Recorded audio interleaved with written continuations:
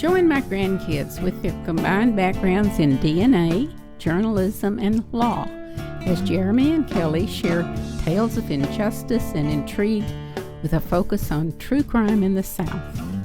So sit back, grab a glass of sweet tea, and welcome to Southern Fried Homicide.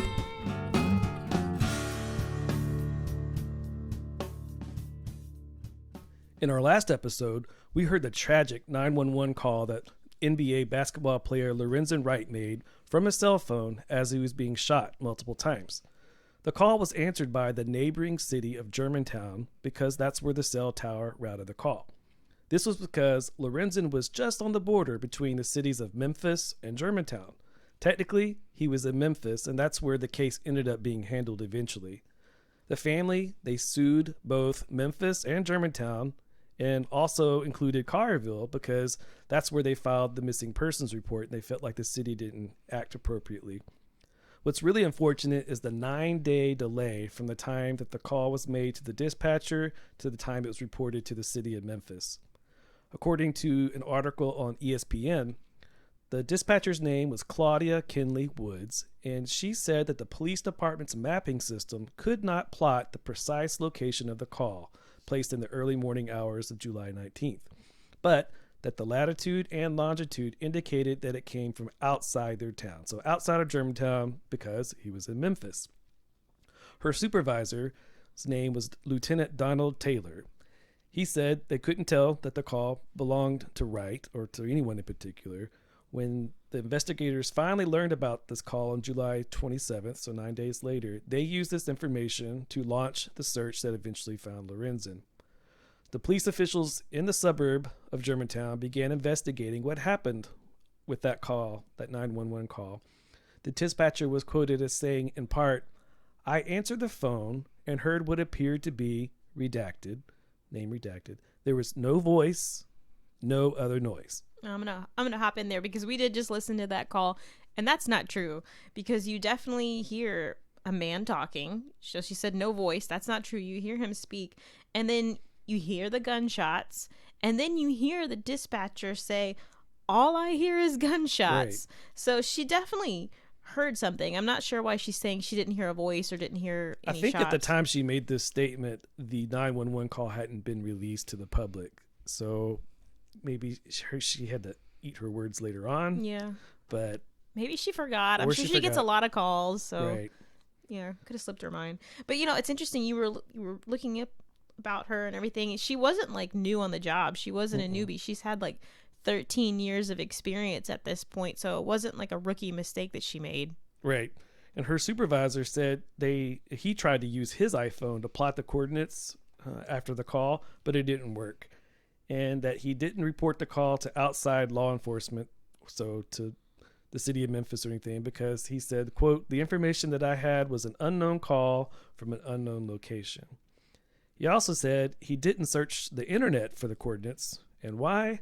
Because they only had one computer in the office with the internet. Oh my goodness. I hope nothing ever happens to any of us in Germantown where we need to call 911 if they only have internet on one computer. Well, hopefully they got that resolved by now, but the reason why they only had one computer with the internet is because the Germantown Police Department had blocked all the employees' access to the internet as a result of misuse and abuse. Okay. Somebody was shopping. Yeah. Instead of answering calls. Oh boy. But he made a statement that, since this event happened, that he was asking that the internet access be restored. And he backed her up, saying that she followed the proper protocols. It's just interesting because the city of Germantown, the suburb, whatever it is really a wealthy area. And you would think, they could afford to have more than one. They internet access on more than one computer. Well, right. They did, but it just got taken away. Yeah. So precious time was lost. 9 days. Yeah. A lot happened during that 9 days. The elements, the outside elements. Right. It also allowed the murderers to go back to the scene of the crime, which we'll discuss later on. I wonder if she kept her job. She did. Oh. In fact, like 6 years later, she was named Dispatcher of the Year in 2016. Oh, wow. Now, she did try to call Lorenzen the number back? Yeah, okay. But obviously there was no answer. But Not only was she made Dispatcher of the Year, in 2017, her supervisor, Lieutenant Donald Taylor, was promoted to captain. So both of them, their careers continue to... Well, hopefully that was the progress. only time something like this happened Right. with her and with him. I hope so. So 4 days after Lorenzen's body was found, the police department, they searched Shara's house in Collierville. They found burned pieces of metal. And neighbors told the police that there had been an unusual bonfire a night or two after Lorenzen disappeared. Now, this is weird, because it's July in Memphis, and that Hot. is not the time to be having a bonfire. It's usually in the 90s or higher. It's muggy. So humid. That's suspicious. Why would you have a bonfire? Yeah, that's something suspicious there Yeah, for it's just sure. weird. And then 3 days later, again, on August 4th, at this point, there's the big funeral. The city of Memphis, they have Lorenzen's funeral at the FedEx Forum. So it's huge. It's a huge event. So many people were there. Shara, his ex-wife, attended. She was all in black. She was mourning. Yeah, just the picture-perfect grieving widow is what she looked like. Yeah, she was wearing sunglasses inside to cover her tears. 3 months later, it wouldn't be until then that the medical examiners confirmed that he was shot up to 11 times, including at least twice in the head, twice in the chest, and that's where we learned that his remains only weighed 57 pounds. It's so terrible. And so the police at this point, they're just doing their investigation. They start investigating this case in connection with an international drug ring, partly because of what Shara told them about how she added to her story saying that Lorenzen walked out of her house with a box of drugs.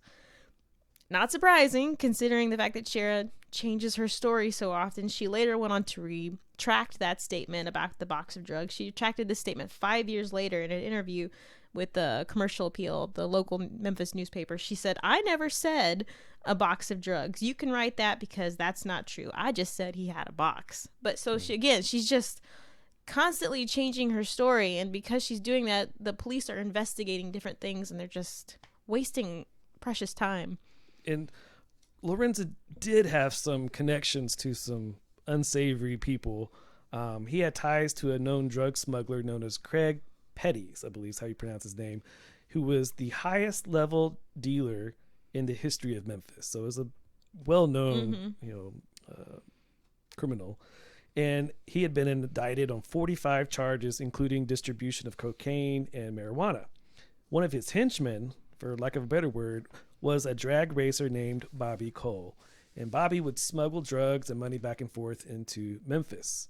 And how Lorenzen's connected to them is that he sold Craig 2 luxury cars, a Mercedes and a Cadillac SUV, just a few years before he was murdered.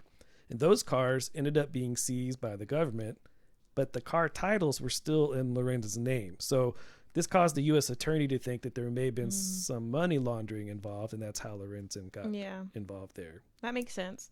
So then they're exploring this theory then that Craig Petty's or Bobby Cole's possibly involved in Lorenzen's death. However, they do soon realize that both men were in police custody at the time Lorenzen was murdered, so they were able to rule them out for being directly responsible for his death.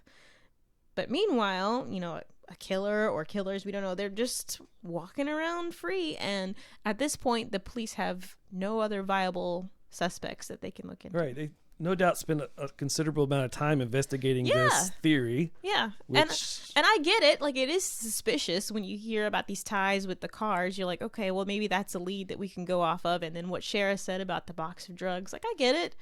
I understand that that's something they looked into. It's just unfortunate that they had to waste. On that. Yeah, and they had to wait, and it was a waste. I wonder of how time. long it took them to figure out. Oh, these guys were. Where were they that night? Oh, they were over here. Yeah. I don't know. I don't know how long it took, but just 14 months after he was found, the $1 million life insurance policy arrived. The money came. And according to court records, she bought a headstone for Lorenzen for $1,445. Then she bought almost $70,000 of furniture and a Cadillac and a Mercedes and a Lexus. Apparently she got to drive a lot of places. How many cars do you need? Right? She also bought a over 5,000 square foot house. and she got a swimming pool, spent $7,100 on a swimming pool. Then she paid almost $12,000 for a family trip to New York. Oh my goodness. And then she was making constant cash withdrawals from this insurance money, totaling over $344,000. Wow. Now, she spent all this money within 10 months. Oh my How do you goodness. spend that? I can't. Well, when you're used to having millions and millions and millions of dollars every single guess. year, having $1 million seems like chump change. I think that's what it was. But her kids, her son's quoted in the LA Times saying, all that money that she so-called blew, it wasn't spent on anyone else. It was spent on us. So her kids are defending her. But tell them how much money she had left in the bank account. This is crazy. At the end of 10 months, she had $5.05. Oh, out of $1 million. In 10 months. 10 months. I can't. And what was this money supposed to be used for? For her kids. For her kids. Which they're saying it was, but then you see, did her kids need 3 luxury cars and a house? No, they were underage. They couldn't even drive. No. So, yeah, it definitely wasn't just being spent on her kids. So that was in September 2011. So for the next couple of years, there wasn't a whole lot of activity going on, at least from the outside, about Lorenzen's case. Meanwhile, she set up a charity that was for inner city children called Born to Prosper. But the IRS ended up revoking her nonprofit status in 2013 because she didn't file the proper returns. Then she became a minister at Mount Olive No. 1 Missionary Baptist Church in Collierville. And she was known to be rehearsing her church sermons in front of her children. So she found God. Okay. Also around this time, February of 2014, Herbert Wright Jr., he's filing a petition at this point to remove Shara as the trustees of the minors' funds. That's Lorenzen's dad. Yeah, so he's seeing, where's this money going? So he's getting suspicious. To be this shift of what's going on. Yeah. So some legal battles are starting at this point. Right. And then about a month after that, Shara gets married. She remarries a man by the name of Reginald Robinson. She was 43, he was 49, and he happened to be a Shelby County Sheriff's deputy. So Shelby County is where Memphis is located. Right. So she married a police officer. That's so crazy. But the marriage only lasted just a few months. Yeah. In August of 2014, this is when the family made a settlement with her in the courts, and the records were sealed. But that was the case, or the decision that set forth how the insurance money was to be benefiting the children. And because she had failed to provide the required accounting records, then Herb, Lorenzen's father, became guardian over the pension funds that were going to be coming from the NBA. Yeah. At this point, I really love this. We're in 2015. And I guess she's running low on her money, so she decides to write a book. She publishes a book called Mr. Tell Me Anything, and it's a fictional novel, but she's dedicated the novel to her second husband in the book. Reginald. Yes. The police officer. Okay. She told Commercial Appeal that this book is 99.9% based on true events. It's about a woman catching her husband with a stripper, and there's another time where she catches this husband with another woman and she gets in an altercation with her. So it's about a wife who's involved with an NBA player. And so, yeah, it's definitely about her and Lorenzen, which is just it's a bold move. Do you know what I mean? Yeah, I've tried to find this book. I looked on eBay. I looked at Amazon. Could not find it. I don't know if maybe because she's in prison that she can't make money off of her books. I don't know. I don't know how that works. I couldn't find it anywhere. I would love to read it. If I could ever find it, I would love to read it. That same month, I found her Facebook. Her Facebook page is open to the public. It's still there. She posted on January of 2015. So this is right when she released her book. She said, "Over the past few years, I've been called all sorts of things, including a crackhead, gold digger, stripper, murderer, whore, and all other various terms." So she, I think, was aware that of her reputation and how people saw her. Yeah. And here she's writing a book that's, Lorenzen's beloved in Memphis. And you're saying that this book is fiction, but then you're also saying it's 99.9% true. Right. Based on true events. So that book reminds me of when OJ wrote his book. Yeah. Do you remember that he wrote that? He's like, if I did it. And if was really tiny. Yeah. Like, I just can't believe she wrote this. I feel like she's just desperate for money, or at this point she just needs attention. I don't know. But so she's published this book. It's early 2015. She meets a reporter. Her name is Kelvin Cowens. She meets him at a Starbucks. They're going to discuss the 5-year anniversary of Lorenzen's death. So in this interview, she's denying any involvement with it. And they just hit it off. They start dating within a few weeks of that meeting. Mind you, she is still married. She's married to Reginald. Right. She just dedicated her the book to Reginald. Yeah. She's doing like press tour about her first husband.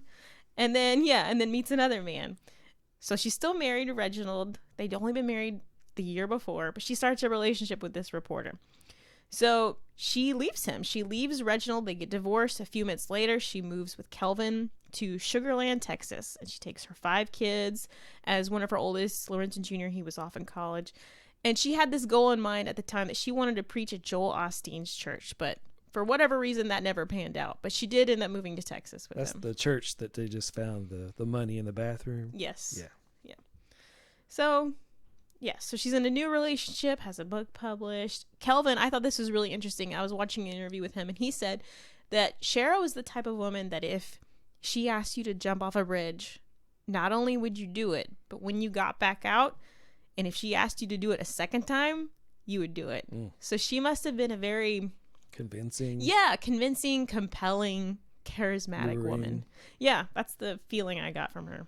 So, Lorenzen and her had money problems, and even after his death, even after she spent all this money, she continues to have money problems. In April of 2015, so just a few months after her book is released, there's a money judgment placed against her for almost $15,000. And then she starts making some really poor decisions that the court becomes aware of.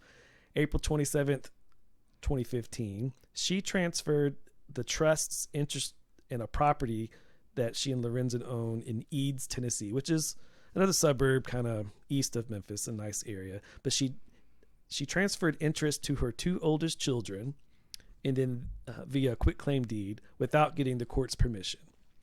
Then 2 months later, in June, she transferred another property in Greers Ferry, Arkansas, to her 2 oldest children, and then those 2 children transferred their interest to a company called Medlock Management, and they received $300,000 in exchange, but they didn't get the court's permission. So all this, the court case is still going on about the money and the disbursements and the NBA pension, all stuff. So she's doing all this kind of, I guess, underhandedly. Then that same month, she loses her attorney. They withdraw as counsel.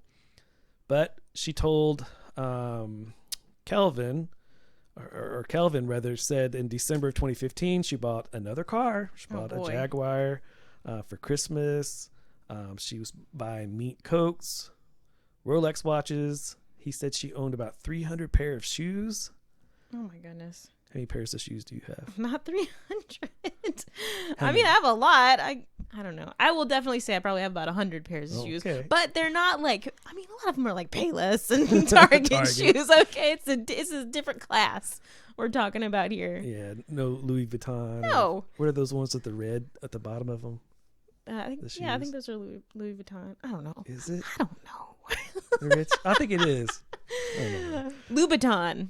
Louboutin is different than Louis Vuitton. Anyway, please forgive us. We don't know. Rich.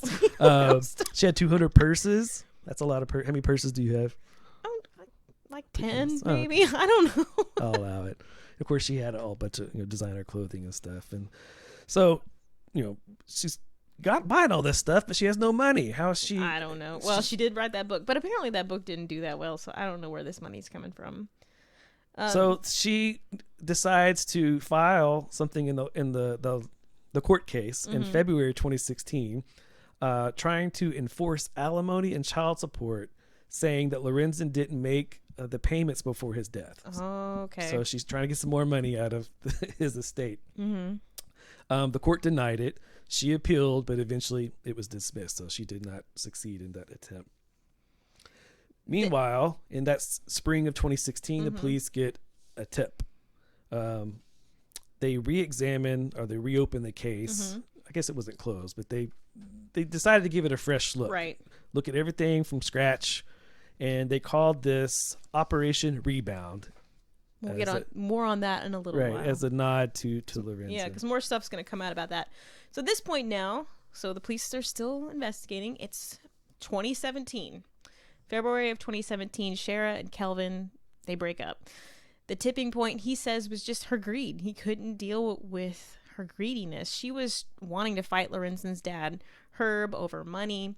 Kelvin said, you should just let him have it. You don't need it. She didn't like that answer. Because Lorenzen's dad wasn't going to use the money for himself. No, he wanted to use it for the kids. The kids were taken care of. So that really bothered Kelvin, her boyfriend. So they broke up. She then moves with the kids to Riverside County, California, where her brother, Marcus Robinson, worked as a pastor.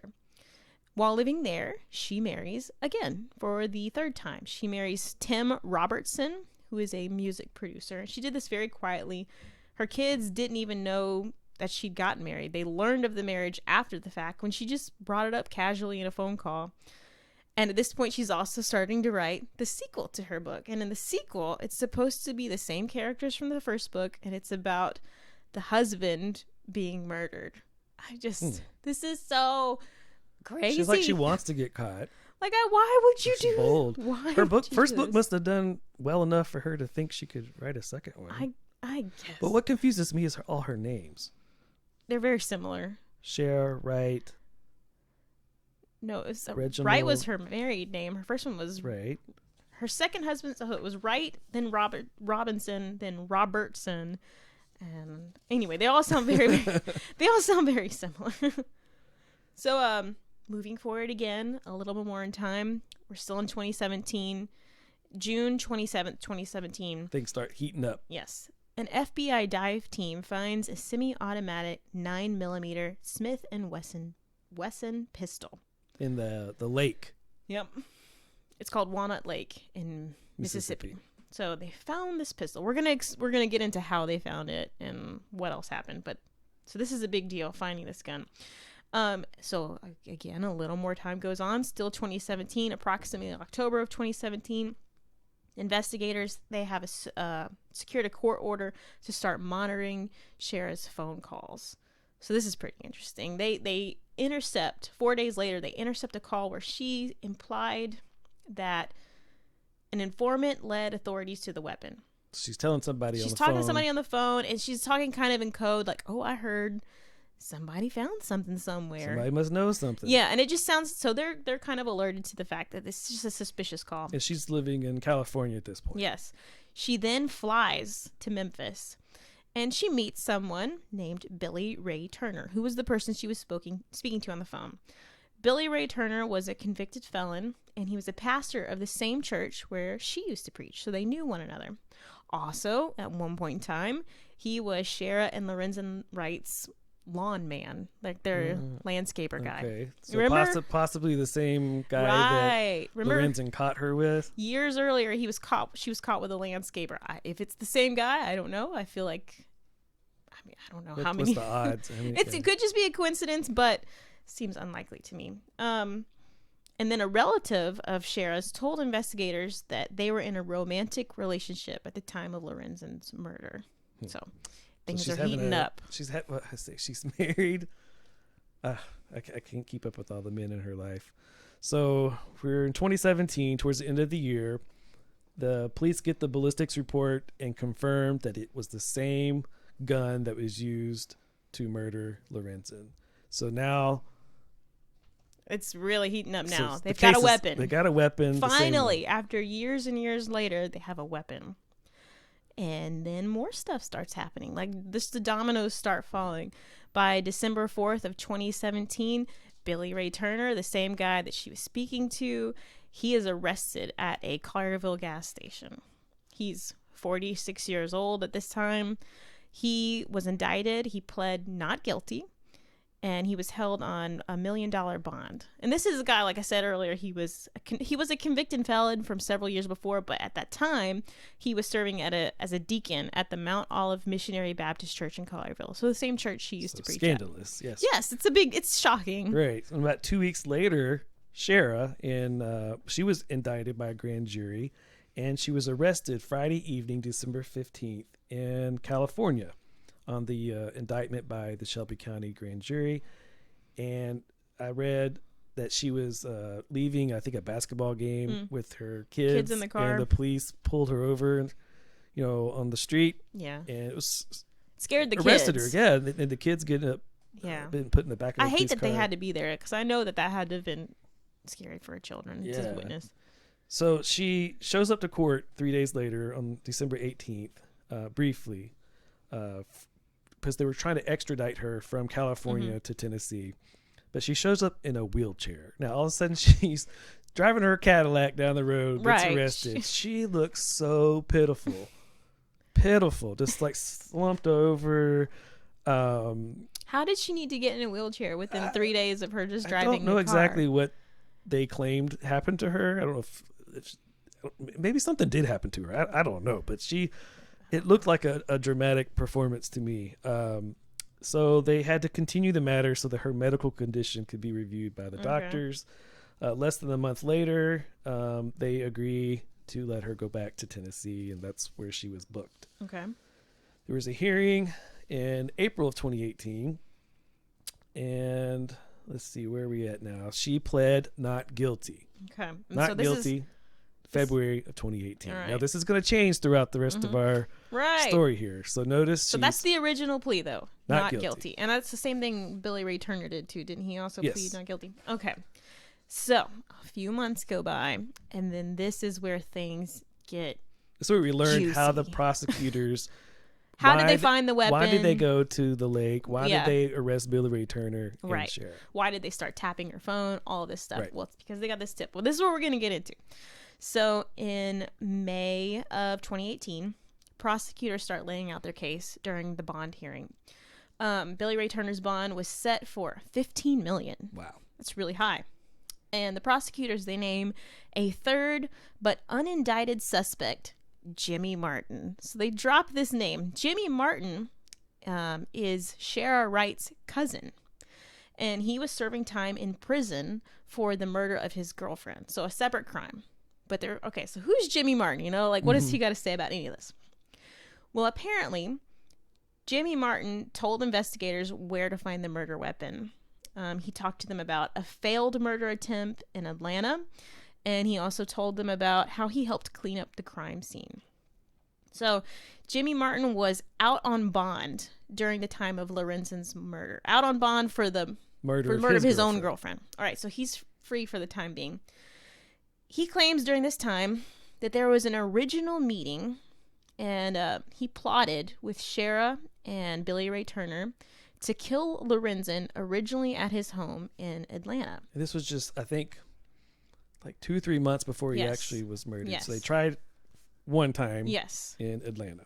He said that there was another woman there for that meeting, that her name was Claudia Robinson.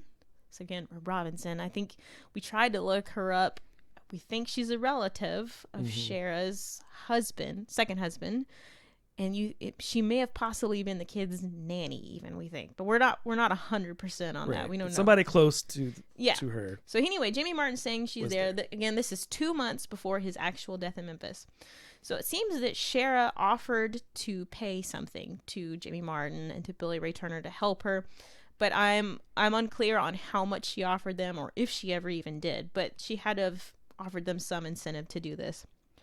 When they made the attempt in Atlanta, this is interesting because didn't you say that she went to Atlanta and she left a window unlocked for them to get in the house so they could get in. Right.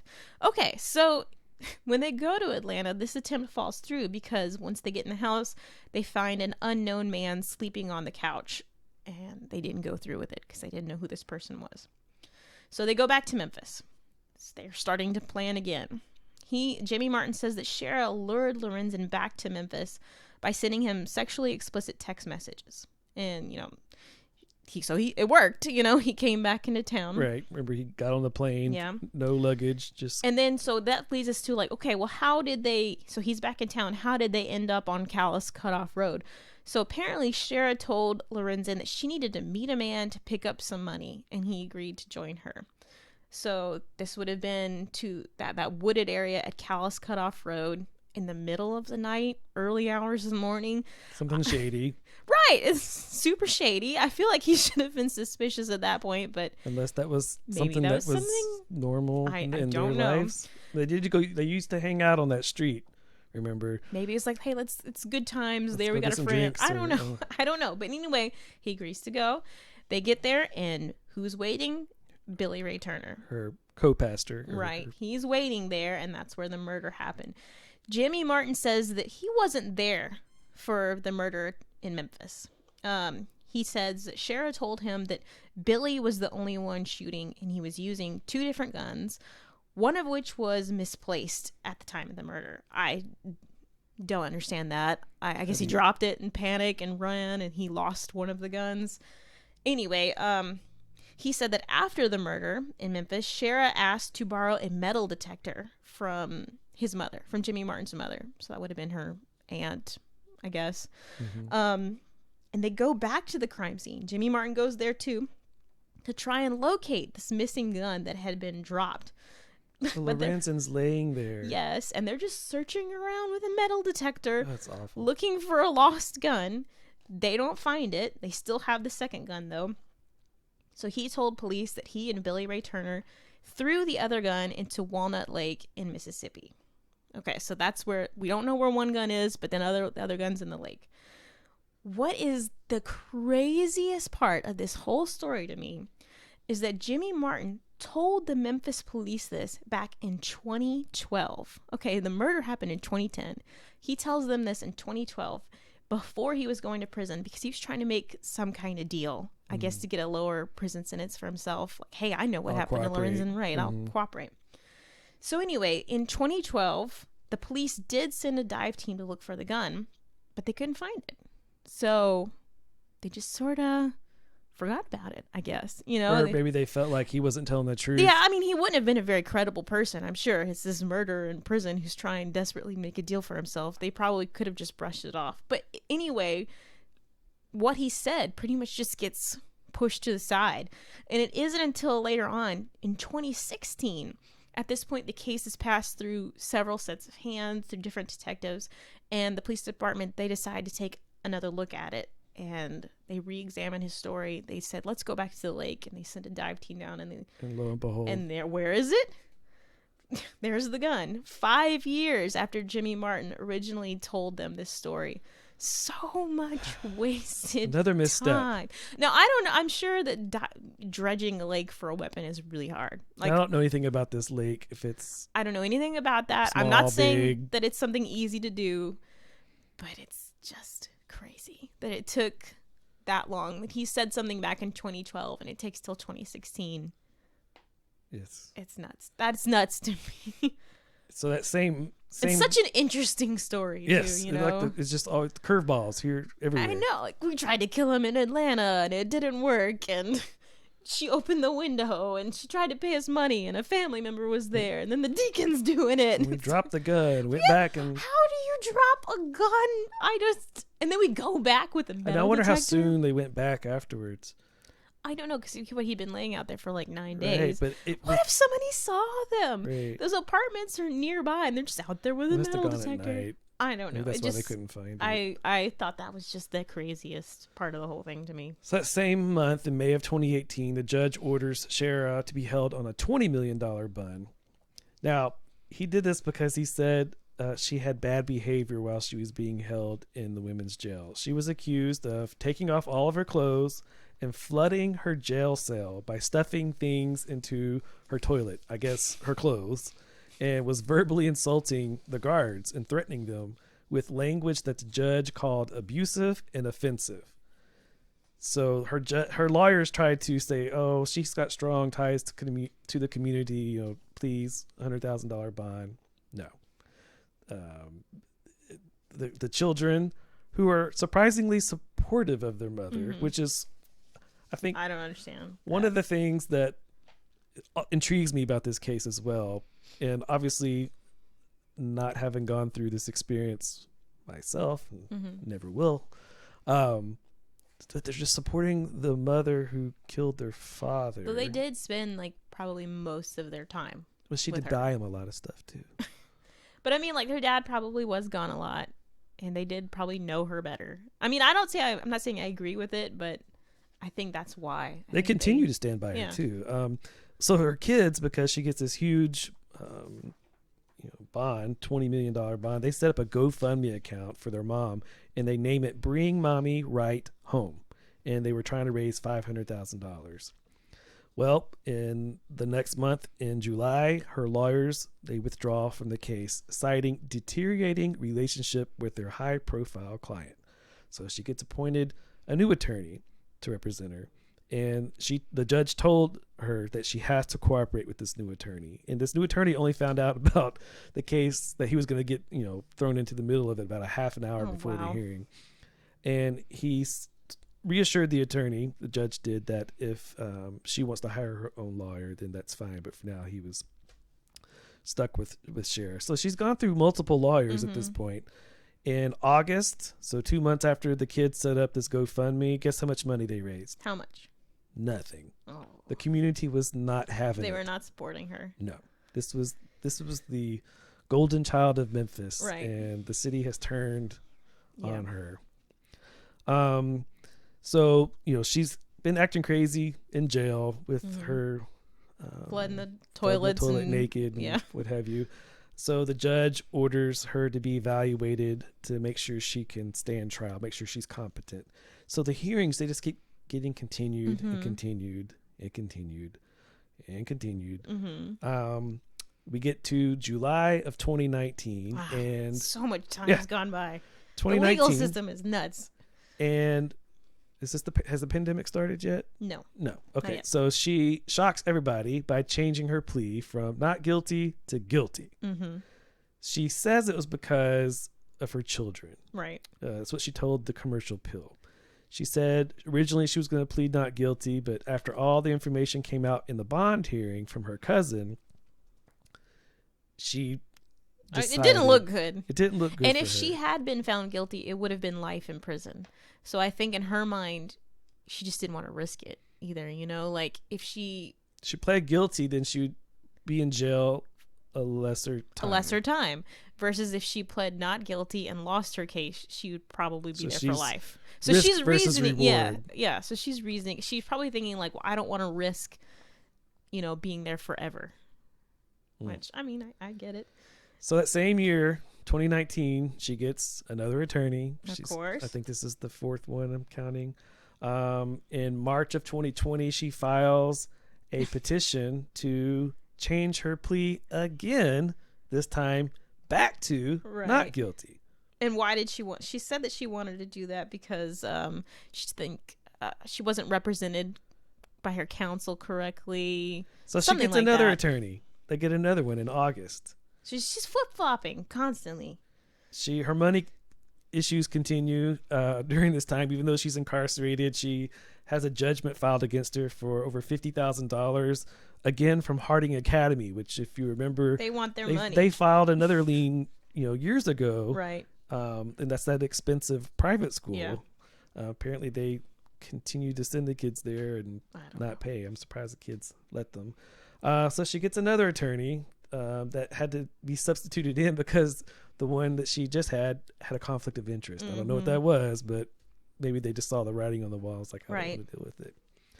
So now we get to where Shara starts deciding she's going to sue the city. You actually read her lawsuit or her petition. She hand wrote it, I believe. Yeah, right? she's claiming, she's filing something against the Shelby County Sheriff's Office, claiming that between December of 2017 and December of 2018, she was subjected to cruel and unusual punishment that deprived her of her rights to privacy, decency, and dignity. She says she suffered extreme mental anguish and distress, that she suffered from post-traumatic stress disorder, nightmare, depression, anxiety with physical distress. She was suing for $2 million in damages, and then $10 million in punitive damages. She was suing for a total of $12 million. Wow. And I read all of the accusations. Yeah, and it was about different like correctional officers basically. And it doesn't sound like she was actually, from what I could tell, it doesn't sound like she was physically hurt by any of them, but more like kind of bullied, I guess, a little bit harassed. And she probably was. Like, she's probably used to getting her way, right? So yeah. But I mean, I don't think she was a very well-liked person there with her behavior. So anyway, she was upset about all of this. She's suing for all this money, but it's dismissed. Like, nothing. It doesn't happen. She doesn't get any of that money. So we're up to July of 2021. She tried to get her sentence reduced or her plea overturned during her original post-conviction hearing. She did a interview with ESPN, and she claimed that she was innocent, and now she's a victim of domestic abuse. She accused her cousin Jimmy of being the one that killed Lorenzen. So the story just keeps changing. Now she's saying her cousin, who ratted her out, is the one that was responsible, and that he was blackmailing. No, that Lorenzen was blackmailing him. Yeah, Lorenzen was blackmailing him, and that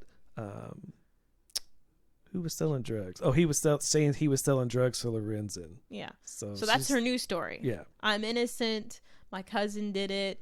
Lorenzen was blackmailing my cousin who was selling drugs for him. And then that same special, her twins, they claim to have witnessed Lorenzen abusing their mother when they were children. I mean, it's possible, but it's unfortunate that's they're talking about somebody who can't defend himself. Yeah, and he's not here. It reminds me of Jodi Arias, the case in Arizona where she killed her boyfriend and claimed ninjas broke in and right. And then, but in the trial, all of a sudden she accused him of being somebody who enjoyed child pornography. Yeah. That's just, you painted somebody. You can say anything you want about a dead person because they can't defend themselves and say anything back. Right. So now, we do know Lorenzen, the police were called. And right. And she had there was infidelities. I'm not saying they're not telling the truth. It's just unfortunate that he isn't able to defend himself. Not only that, but the timing of it. Now, I mean, she could have claimed that a long time ago, but now this is her story. Again, and it's just suspicious because she has a history of changing her story. It's like the boy who cried changing wolf. her plea. So in August of 2021, she withdrew her request. The judge said, "This is it. You cannot change your plea from not guilty to guilty to not guilty to guilty to not guilty. This is it." I don't know why she changed it. I think again she probably just hit her like, I don't want to risk being here forever. Or going through a trial where even more details could come out. So we're up to almost now. Yeah. Where's everybody at today? Where's Billy Ray Turner? He's incarcerated still. Mm-hmm. His trial has been continued. Mm-hmm. And then the pandemic hit, and that the legal system's slow in itself, but now it's crawling. Currently, his trial is scheduled for January 31st of 2022. Okay. So we're going to keep an eye on because she could possibly be a witness in his trial. If she's a witness, it's going to be... That would be juicy. I saw a video clip of the two. I didn't mention this earlier. I saw a video clip of the two of them at court, and like they passed one another and looked at one another and like smiled. I don't know. I mean, I know there's nothing to a smile, but it seemed like off-putting. Yeah. Like, why are you sharing like flirty smiles with one another right now? Like, this is not the time. And it's being, recorded. Yes, I don't know. It's not like a private. So yeah, I think if she was a witness, it would be super interesting. And where is she? She is in Deborah K. Johnson Rehabilitation Center in Nashville because she has pled guilty. Yes. Yes. She is eligible for parole. And just a few years. If she were to serve her entire time, it'd be 2046. But she will get potentially credit for time served if she has good behavior, which I don't know if she's. Yeah. I don't know what she's doing now. I don't know, hey, toilet she's flooded. I don't know. But that wasn't that long ago that she did that. So I don't know how long the record of good behavior has to be before that's factored in. But she potentially could get out in just a few years if she behaved. Meanwhile, Jimmy Martin is serving time for the murder of his girlfriend. He was never indicted for this case at all. So I think that's interesting too. I don't know. I guess, I mean, he's already in jail. I don't know what they're going to do with him. But I do think it'll be really interesting to see Billy Ray Turner's trial. And again, her kids still supporting their mom. All her kids are active on social media. You can look them up on Instagram. They post pictures of their dad. Several of them they post play pictures of their basketball. mom. They, which they obviously they love their parents. But their oldest son, Lorenzen Jr., he went to Robert Morris University. He was a basketball coach to high school students. And now he goes back and forth between Memphis and California. And their oldest daughter, Lauren, she's been very supportive of her mom vocally.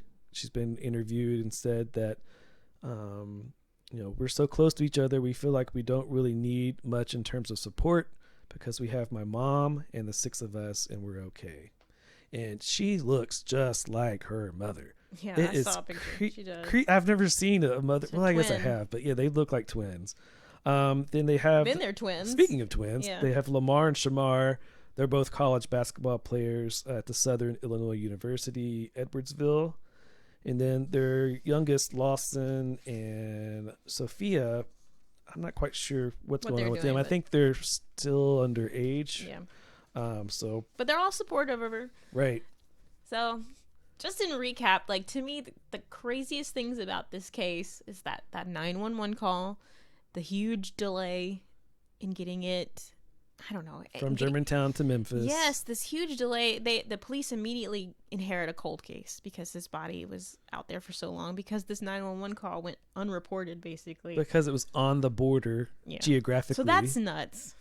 That whole situation is nuts. And the fact that she got made Dispatcher of the Year a few years later is Then odd. the fact that her kids still support her, I think it's hard for me to wrap my head around. But so that's a little crazy, and then especially considering how many times she changed her story. But I think the crowning thing about this that's weird is her whole cousin Jimmy Martin telling his story in 2012, and then it taking until 2016 for them to find the gun. It's just. This case is just nuts. It's really, for anybody that's interested in true crime, everybody has a certain case that gets them hooked, that gets them absorbed because they can't believe how weird it is. This was one of those for you. wasn't it? Facebook Live would pop up, with Shara Wright's in court, and you could see. Well, it's just like I would crazy. always I would stop what I'm doing and make sure I was watching the hearings that I could. I mean, you have a famous person, money problems, NBA. relationship problems, a religious aspect with there being like deacons pastors, involved, a cold case, a family member who's a cousin already in jail. A gun in the pond or There's the lake. just so much A bonfire. nutty stuff Yeah. to this case. And then the whole, like, the police going down the rabbit hole of maybe it was a drug problem and like all that stuff. It's not just a vanilla case No. for sure. There's a lot of twists and turns, a lot of delays, a lot of missteps. And I know Lorenzen's mom has been super vocal. I think she was calling them every week. Yeah. Like, what's going on with this case? What's going on with this case? And she's been aching for justice. And she still lives here locally in Memphis. We did attempt to reach out to her, but I probably didn't have the right contact info. But I'm sure she's having to talk to inundated. people Yeah. all the time too. But yeah, we're definitely going to keep an eye on Billy Ray Turner's especially upcoming trial. Especially if she's A witness. If she's a witness, I wonder. Maybe you can watch. I'm sure it'll be online. We'll be able to watch But it we'll live. keep updated with that, and we'll update our social media sites with any interesting tidbits that we learn in future about this case. Speaking of social media, please don't forget to follow us on Instagram and Facebook at Southern Fried Homicide Podcast. You can also email us at southernfriedpodcast@gmail.com. Let us know what other cases down here in the South you'd like us to cover or investigate. Yeah. And we want to thank our grandmother for her contribution to our intro and her support. We dedicate this murder Manny, episode. this is for you. This is for you. And for all the help we've had with the technical aspects and our music, our theme song creator, who I'm not sure wants to be named yet at this time, but we're going to thank him as well. So we're just really appreciative of all the support. And meanwhile, we also hope that you share this podcast with friends and family. Post a review on the platform where you listen to us. We really do appreciate the support, and we look forward to telling you more dark tales from the Deep South.